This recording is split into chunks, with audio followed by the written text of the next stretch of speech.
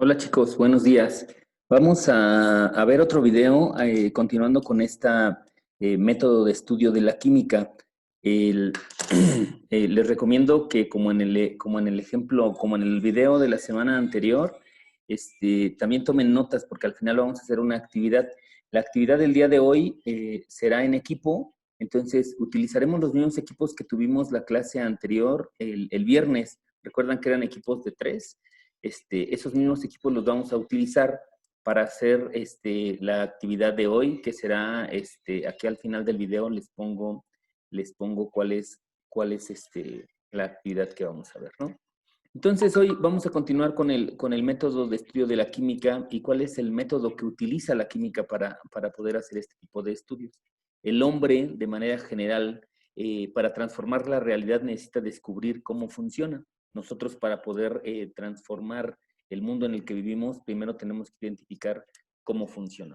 No cabe duda que el investigador se ve obligado a elaborar y reelaborar su propio método de trabajo para llegar a desentrañar los secretos de la naturaleza. A través de la historia, siempre el hombre ha tratado de hacer esto precisamente, encontrar la manera de modificar o de comprender cómo se desarrolla o cómo avanza los diferentes desarrollos a través del tiempo, los fenómenos naturales, ¿no?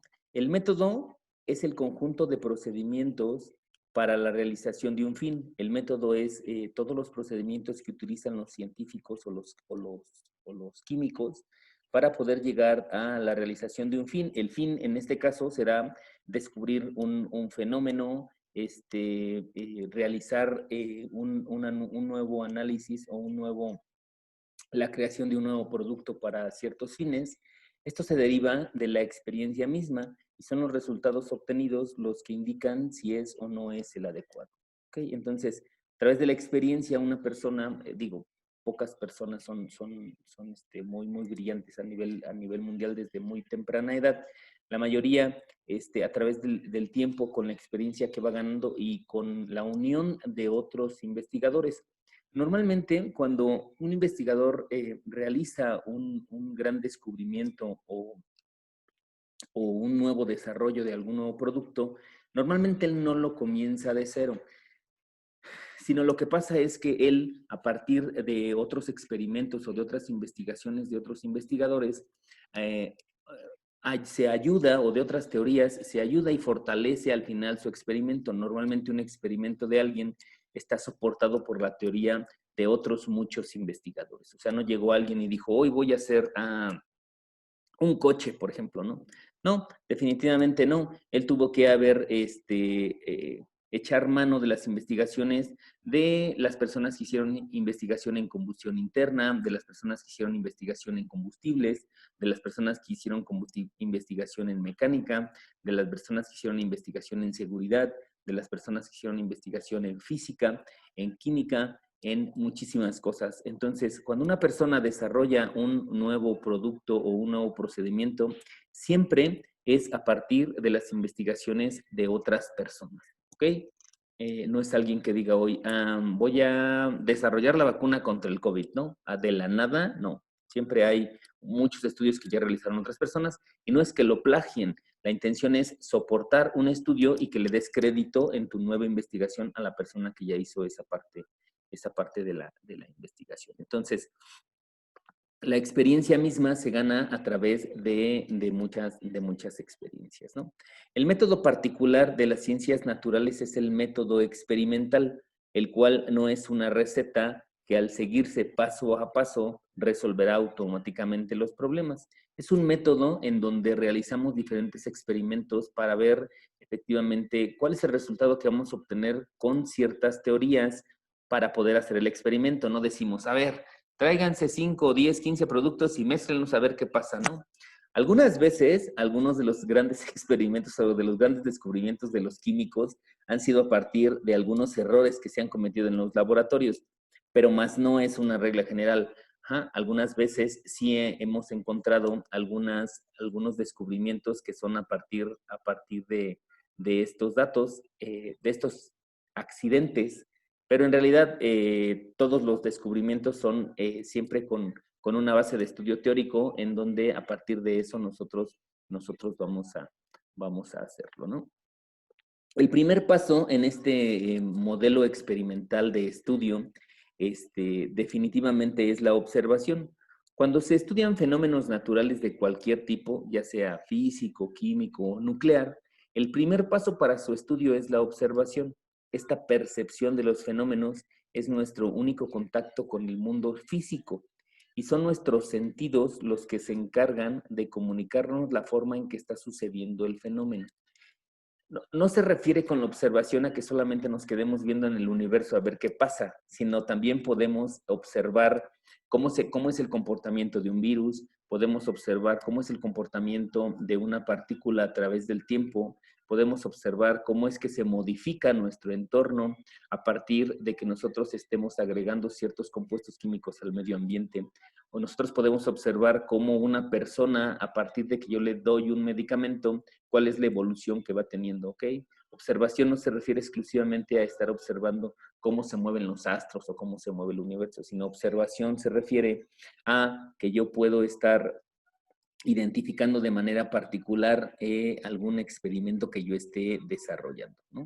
Entonces, observación se refiere a la percepción de los fenómenos que nosotros estemos desarrollando. Y son nuestros sentidos los que se van a encargar de darnos la transmisión de lo que está pasando en esos fenómenos, como a través de nuestra vista, a través de nuestro sentido, a través de nuestro gusto, en el caso de que tengamos que hacer una observación que tenga que ver con cuestiones de sabor, ¿no?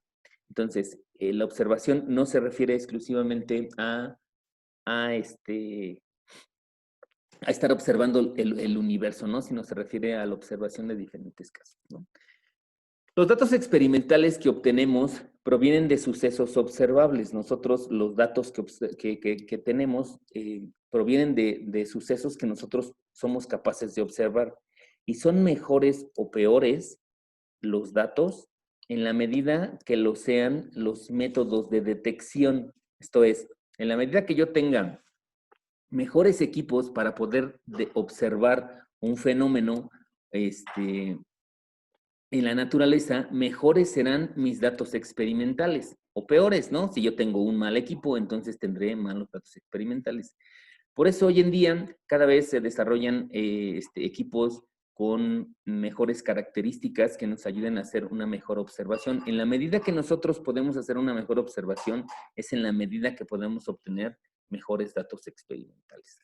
El hombre ha aprendido por medio de sus experiencias que sus sentidos están limitados para percibir los fenómenos y ha inventado una gran cantidad de instrumentos para facilitar estas observaciones, tales como el microscopio, el telescopio, algunos instrumentos para medir, como la balanza, como el potenciómetro, como el espectrofotómetro de absorción atómica, como algunos otros instrumentos que nos permiten hacer un análisis o hacer una observación de algún fenómeno que está pasando y que a simple vista, por nuestros sentidos, sería imposible que lo pudiéramos ver, ¿no? Hoy gracias a este tipo de observaciones y de experimentaciones es posible que la esperanza de vida de una persona sea arriba de los 70 años y hace 100 años quizá no llegaba a los 50. ¿Ok? Ese es una de las ventajas que nos ha dado el que podamos contar con equipos suficientes para poder hacer una mejor observación y una mejor experimentación. La mayor parte de las veces, la finalidad de la observación es obtener una medida cuantitativa de los fenómenos, esto es decir, una relación que indique la magnitud del suceso que está observando. Generalmente, dicha magnitud se expresa con un número y una unidad que sirve para comparar con sucesos similares. La intención de nosotros estar observando y utilizar algunos instrumentos es obtener una medida. Si yo estoy observando a un grupo de personas y mi observación tiene que ver con la cantidad de alimentos que consumen, entonces yo tengo que identificar cuál es, con una medida cuantificable, cómo ha sido el avance en este experimento. Y la medida que lo voy a hacer va a ser medir quizá su peso, su cantidad de grasa, su cantidad de proteína, su cantidad de glucosa en la sangre, su cantidad de diferentes compuestos, ¿no? Entonces, una de las características que yo necesito saber cuando hago una observación es precisamente poder identificar una medida que sea cuantificable. ¿Qué se refiere cuantificable? Que yo pueda obtener un número y una medida de esta observación. Por ejemplo, el peso podría ser una medida cuantificable. ¿Por qué? Porque yo puedo tener el peso de una persona, por ejemplo, 60 y una unidad de medida con la cual yo pueda comparar esa observación. Por ejemplo, serían 60 kilogramos. ¿Ok? Si yo puedo medir la cantidad de glucosa que hay en la sangre, entonces a lo mejor serán 140 partes por millón. Ajá. Tengo que tener la unidad de medida y tengo que tener la cantidad de esta unidad. Entonces, una de las características importantes por las cuales yo hago observaciones es que este experimento tenga la capacidad de que yo pueda tener una medida cuantificable. Ajá. Si yo mido, si yo estoy observando cualquier cosa, tengo que obtener una medida que me dé una unidad y una cantidad, ¿no? Y bueno, en unidades podrán recordar muchas que han visto a través del tiempo y que utilizan de manera cotidiana, ¿no? En masa, por ejemplo, la cantidad de masa la podemos medir en kilos, en gramos, en libras, en onzas. La cantidad de talla o de altura de una persona o de longitud, lo podemos medir en metros, en pies, en millas, en kilómetros, ¿no? Si tenemos la temperatura, por ejemplo, hoy tan cotidiano con esta cuestión del virus, lo podemos medir en grados. Estos grados hay diferentes escalas, entonces por eso también es importante que nosotros tengamos una unidad de medida que podamos comparar. ¿Ok? Entonces, importantísimo. Nosotros tenemos que identificar cuál es la cantidad, la intención de que nosotros estemos observando es que nosotros podamos observar una cantidad, una medida cuantificable. Esa es la intención, ¿no? Los científicos son personas curiosas que se hacen muchas preguntas sobre el mundo que les rodea y tratan de encontrar las respuestas a estos fenómenos. Los físicos, los químicos, los astrónomos, los biólogos son científicos que investigan sobre distintos temas siguiendo un método propio que les ayuda a investigar sobre diferentes temas. Este proceso y este método que utilizan todos estos científicos, que tiene un rigor precisamente, una estructura una estructura identificada que te dice cómo debe de ser, se llama método científico, ¿no? Y consta de diferentes etapas. Y consta de diferentes etapas. Entre ellas, bueno, seguramente ya lo habrán visto muchas veces, pero bueno, la primera y la principal que hemos hablado ahorita es precisamente de observación, ¿no? Formular una hipótesis, hacer un experimento, porque al final este tipo de ciencias como la química y otras utilizan un método experimental en donde a partir de es donde podemos encontrar la respuesta, ¿no? Después tenemos que tener unos resultados, tenemos que tener una conclusión. No hay una regla en general, una estructura que diga, así debe de ser el método científico, ¿no? Sí tiene que tener ciertas estructuras que compartimos con diferentes ciencias, pero no hay una regla que diga, si no hiciste esto, no es el método científico, ¿no? Existen y entonces en esa medida no vamos a ver de manera rigurosa cuál es el procedimiento del método científico. Lo que sí es bien importante que tenemos que tener ciertos pasos. Algunos autores agregan unos pasos extra, pero hay algunos que son fundamentales que debe sí o sí tener un método científico, ¿no? Que es la observación, que es la creación de una hipótesis, que es la experimentación, que son los resultados y que son las conclusiones. ¿Ok? Hay algunos autores que incrementan este tipo de pasos en los métodos científicos. No está mal, pero estos son los fundamentales que debe tener cualquier investigación que tenga un rigor científico, ¿no? En alguna ocasión te habrás encontrado una situación en donde solamente te dediques a ver y no a observar, como por ejemplo el arco iris, ¿no? ¿Podrías describirlo? ¿En qué orden aparecen los colores, recuerdas? Esto es porque nosotros estamos acostumbrados a ver las cosas, pero en realidad no las observamos, no hacemos un análisis un poquito más profundo para ver efectivamente qué es lo que pasa. Estamos muy acostumbrados a ver no significa observar, ¿ok? Observar tiene que tener una, una operación cognitiva diferente en donde nosotros relacionemos nuestro cerebro con otras partes para poder eh, asimilar y construir ese conocimiento en nuestra mente, ¿no? Entonces, este sería otra estructura del método científico, en donde podemos hacer una observación, hacemos una pregunta, obtenemos una observación, formulamos una hipótesis, obtenemos un registro de la información, después hacemos un experimento, recolectamos los datos, hacemos un análisis, hacemos una conclusión y otra vez nos regresamos a lo mejor hacer una pregunta para saber qué es lo que estamos presentando, ¿no? Entonces, el método científico es un método por el cual de manera rigurosa, de acuerdo a la ciencia, tenemos que hacer esta operación de manera científica, ¿no?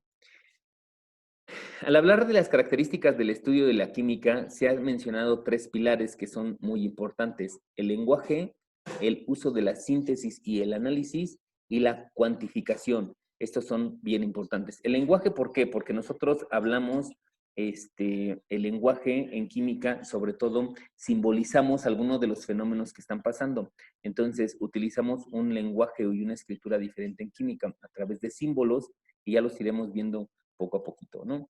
Una síntesis y un análisis en donde nosotros vamos a analizar qué es lo que está pasando, y esto lo hacemos a través del método científico.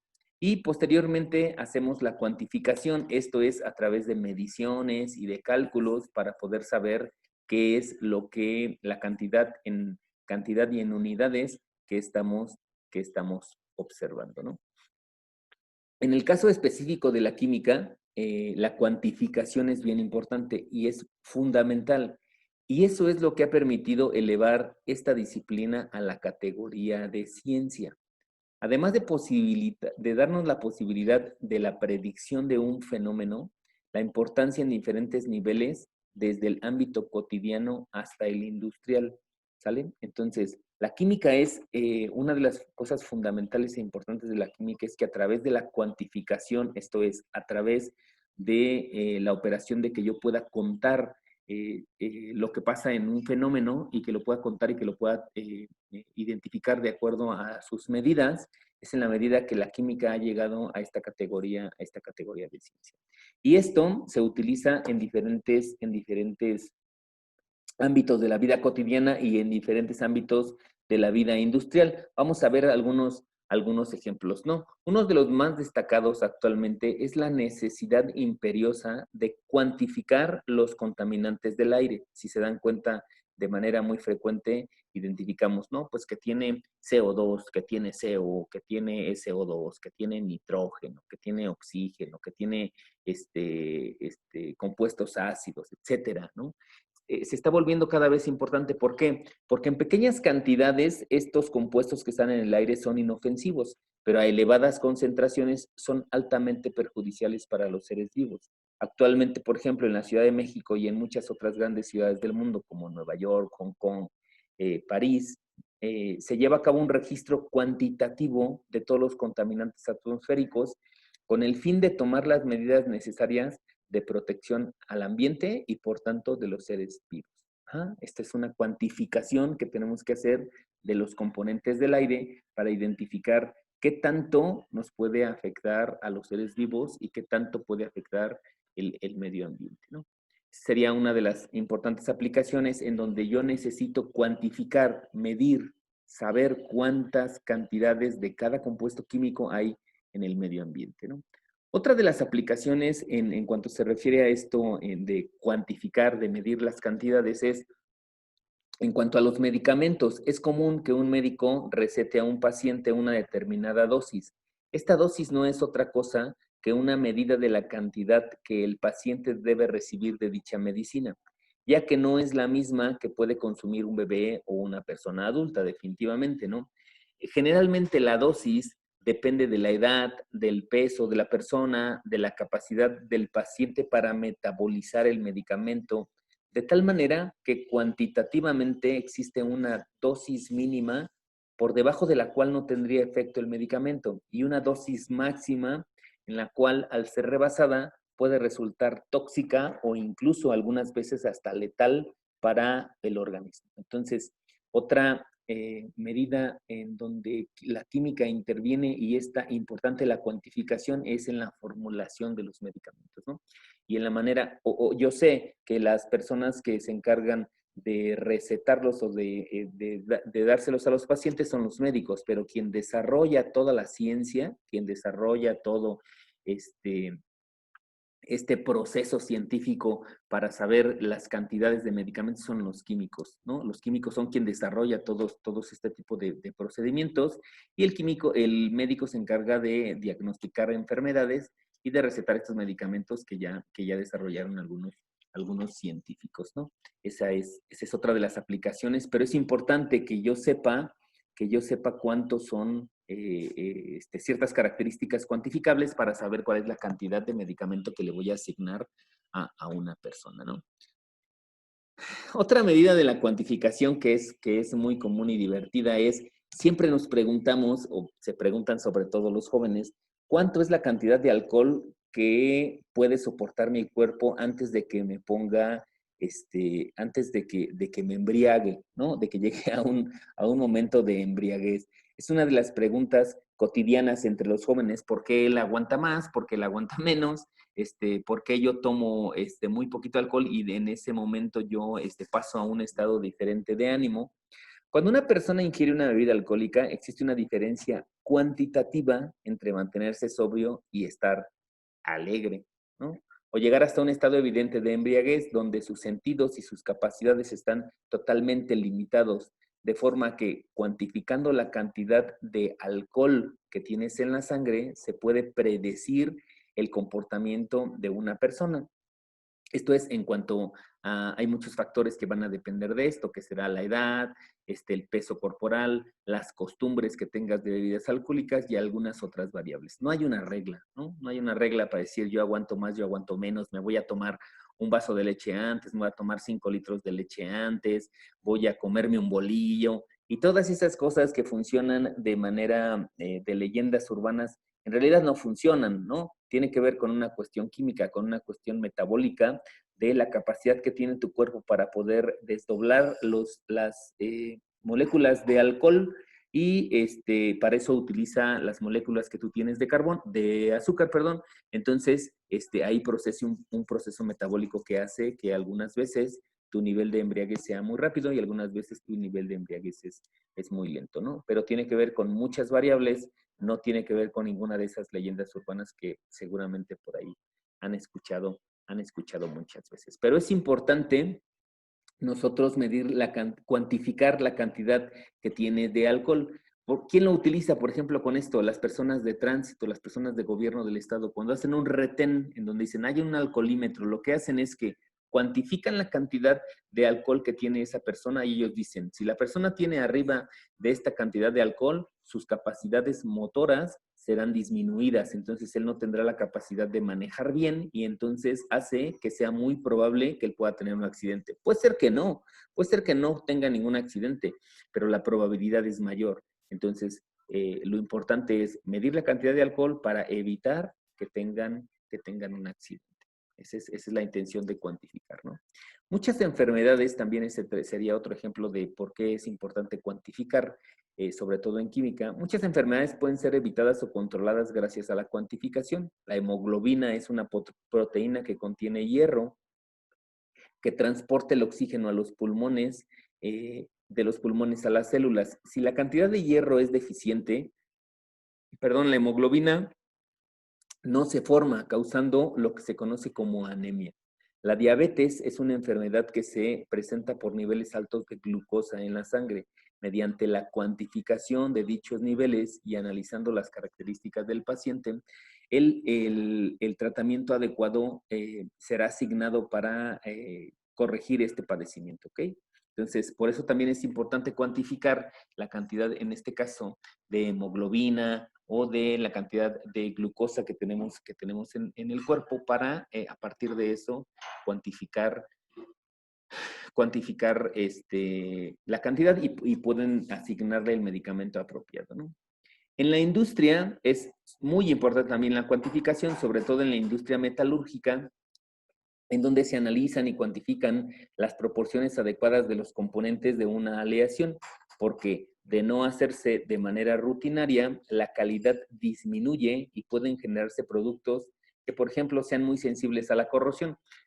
En metalurgia hacen muchas aleaciones, por ejemplo, una aleación muy común es el acero.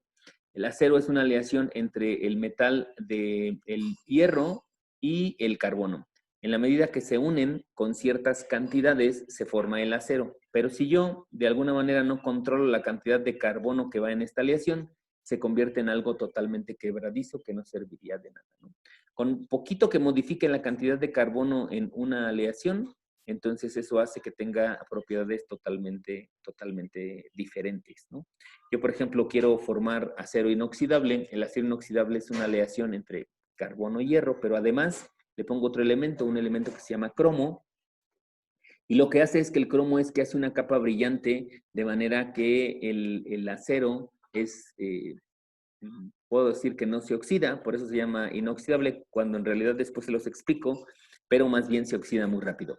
Entonces, si yo no le pongo suficiente cantidad de cromo o le pongo de más, entonces eso hace que mi aleación no sea la que yo estoy esperando y tenga diferentes propiedades, ¿no? Entonces, es importante también en la industria cuantificar. Cuantificar entonces se vuelve esta característica más importante de la química. La química analítica se vuelve entonces una de las ramas de la química más importantes, porque en la medida que yo puedo medir, en la medida que yo puedo identificar los componentes, medirlos y asignarles una unidad de medida, es en la medida que la química logra este estatus de ciencia. ¿Ok? Eso es lo importante de la cuantificación. Para terminar con este tema, se puede decir que las aportaciones de Boyle, que fue uno de los grandes científicos acerca de presiones y de propiedades de los gases, de Lavoisier, que fue sin duda el padre de la química y que grandes desarrollos creó, de Berzelius, que fue uno de los grandes químicos que desarrolló, entre otras cosas, algunas aplicaciones y a las primeras formulaciones de la tabla periódica, y muchos otros investigadores anteriores o posteriores a ellos hicieron de la química una ciencia 100% cuantitativa y que gracias a ello tiene un lugar destacado en todos los países del mundo en el ámbito económico, social y político. Porque esta posibilidad de cuantificar los fenómenos químicos permite su predictibilidad y facilita el control de las variables para mejorar la producción de bienes de la humanidad, para mejorar la salud de la humanidad y para mejorar la economía de la humanidad. ¿Okay? Entonces, la cuantificación se vuelve una característica muy importante en la química. ¿Ok? Vamos a hacer una actividad, entonces vamos a agruparnos de 3 en 3. Vamos a utilizar los mismos equipos que tuvimos la semana anterior, la actividad que hicimos el viernes. Vamos a formar 3 equipos y vamos a hacer esta actividad. Dice, vamos a describir 3 temas de investigación que solo se pueden realizar si contamos con instrumentos que posibiliten su observación. Pueden ser ejemplos que no se hayan mencionado en la lectura. En la lectura mencionamos, en el video mencionamos varios ejemplos que en donde se pueden utilizar. Pero la intención es que ustedes describan 3 temas de investigación que solo se pueden realizar si contamos con los instrumentos necesarios para hacer este tipo de observaciones. Y otra es que expliquen por qué el éxito y la exactitud de una investigación química dependen en gran medida de los instrumentos de observación y medición utilizados. Explique por qué el éxito y la exactitud de una investigación química dependen en gran medida de los instrumentos de observación y medición. ¿Por qué dependerá de los instrumentos que yo estoy utilizando para tener buenos o malos resultados? No sé. Entonces, discútanlo, al ratito nos vemos, mientras ya tienen ustedes avanzado esto, ya tienen algunas notas y ya tienen trabajado una parte de esto en sus equipos. Ok, chicos, bonita tarde.